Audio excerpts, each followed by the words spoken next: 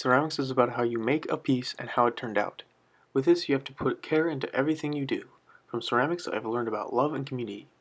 With each piece, you put love into every step you take to make the final product.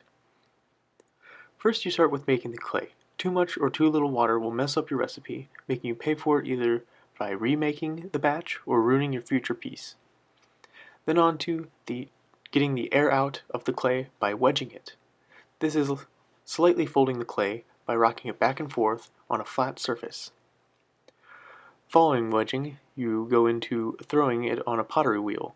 Throwing is when you put your wedged clay on the wheel and center it in the middle of the spinning plate.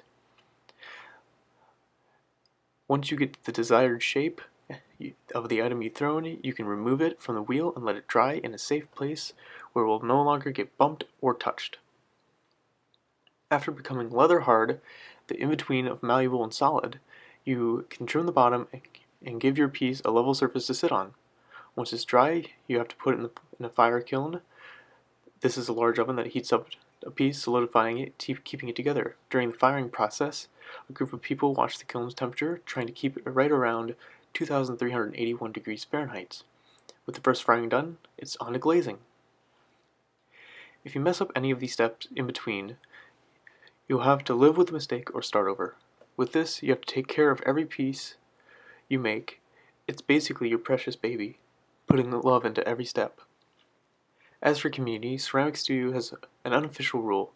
If you're in the room and one other person is there, you have to say hi.